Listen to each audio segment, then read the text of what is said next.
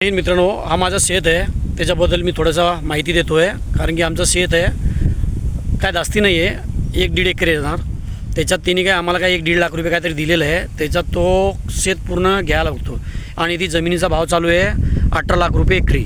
म्हणजे आता बघा, दाखवतो तुम्हाला 18 लाख.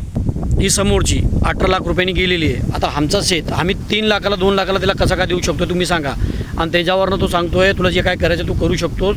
त्याने जबरदस्ती हे नागर जे काय असतं शेती केलेली आहे तिने आता, पण ते शेती केली शेतात घुसलं आहे आणि वरनं तो धमकी देतो तुला जे काय करायचं करा. म्हणजे का त्याच्याकडे पैसे आणि असं बरेचसे लोकांना गावाला पैसे देऊन ठेवलेले आहे, व्याजाने पैसे देतो तो.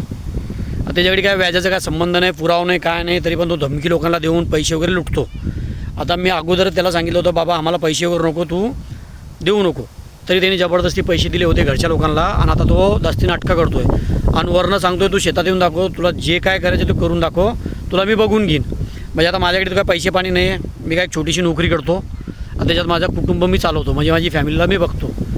आता हे तुम्ही बघू शकता. आणि हा माणूस सांगतो फक्त तू शेतात येऊन दाखव. आता मी शेतात आलो आहे, पण तो काय शेतात नाही आहे, कारण की त्याला माहिती आहे हा काय करू शकत नाही. मी पैसे पोलिसांना दिला वगैरे, तो मी म्हणजे पोलिसांना पैसे, सॉरी त्याच्याबद्दल, मी बघून घेईन.